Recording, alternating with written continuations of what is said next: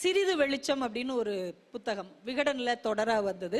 ஒவ்வொருத்தருக்கும் ஒரு வாசனை பிடிக்கும் இல்லையா? நீங்க யோசிச்சு பாருங்களேன், உங்களுக்கு ரொம்ப பிடிச்ச ஒரு வாசனைய நீங்க அப்படியே நினைவு கூர்ந்து பாருங்க.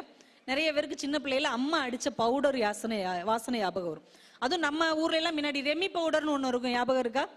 ஒரு பெரிய ஈய டப்பால நிறைய இருக்கும் பவுடர். ஆனா அந்த பவுடர் எப்படிதான் வாசனை குறையாம இருந்ததுன்னே தெரியல. அந்த ரெமி பவுடர் அடிச்ச உடனே அப்படியே மணந்து கிடக்கும். அப்பாக்கள் ஒரு பவுடர் யூஸ் பண்ணுவாங்க, குட்டி கூறான்னு ஒரு பவுடர்.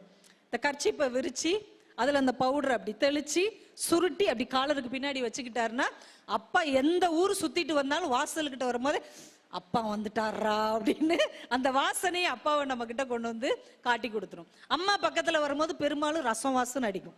அப்பதான் தாளிச்சு ஊத்திட்டு நம்மளை கூப்பிட வருவாங்க, தின்னு தொலைங்க அப்படின்னு நம்மளை தேடி வருவாங்க. அம்மா மேல ஒரு வாசனை அடிக்கும். பாட்டி மேல எப்பயுமே ஒரு வெத்தலை வாசனை அடிக்கும். நிறைய பாட்டி வந்து வெத்தலை போடுவாங்க. அந்த வெற்றிலை வாசனை எப்பயும் பாட்டி கிட்ட இருக்கும். நிறைய தாத்தாக்க கிட்ட திருநீர் வாசனை அடிக்கும். ஏன்னா எங்கேயாவது கோயிலுக்கு போட்டு பட்டை அடிச்சுட்டு வந்து உட்காந்துருப்பாரு, அந்த விபூதி வாசனை அடிக்கும். எலினார் அபோட் அப்படிங்கிற ஒரு அமெரிக்க பெண்மணி எழுதுன ஒரு குட்டி கதையை அவர் பதிவு செய்யறார். ஒவ்வொருத்தங்க கிட்டே கேட்கறாங்க, உங்களுக்கு பிடிச்ச வாசனை என்ன, உங்களுக்கு பிடிச்ச வாசனை என்னன்னு. ஒரு பெண்மணி மட்டும் சொல்றாங்க, எனக்கு பிடிச்ச வாசனை வந்து விளையாட்டு வீரர்கள் அணிஞ்சிருப்பாங்க இல்லையா ஓடும்போது, அவங்க அணிஞ்சிருக்கிற அந்த கால் உறையில் இருக்கிற வேர்வை வாசனை எனக்கு பிடிக்குங்கிறாங்க. இப்படி ஒரு பதில் யாராவது கேள்விப்பட்டிருக்கிறோமா? ஒரு ஷூ சாக்ஸ்ல இருக்கிற வேர்வை வாசனை பிடிக்கும் அப்படின்னு ஒரு பெண் சொல்றாங்க. நம்ம வீட்டுக்குள்ள பசங்க வீட்டுக்குள்ள வரும்போது அம்மா என்ன சொல்லுவாங்க, அந்த ஷூவை கொஞ்சம் துவைச்சுதான் போடேன்டா, இல்ல துவைக்கத்தான் போடேன்டா, எலிச்சத்த வாசனை எந்நேரமும் வருது அப்படின்னு நம்ம சொல்லுவோம்.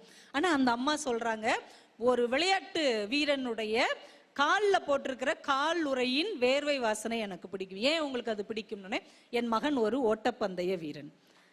அவன் ஜெயித்து பரிசு வாங்குவதெல்லாம் கைகளால் தான், ஆனால் அவனுக்கான வெற்றியை ஈட்டி தருவது அந்த ஓடி ஓடி வேர்த்த கால்கள் தான். அந்த கால்களின் வேர்வையை இந்த கால் உரைதானே சொல்லி காட்டுகிறது. அதனால எனக்கு அந்த வாசனை பிடிக்கும் என்று அந்த தாய் சொல்வார். எல்லாரும் ஒரு மாதிரி யோசிச்சாங்கன்னா நம்முடைய தாயினுடைய சிந்தனை வேற மாதிரி இருக்கும் என்பதை ரொம்ப அழகா அவர் சொல்லியிருப்பார்.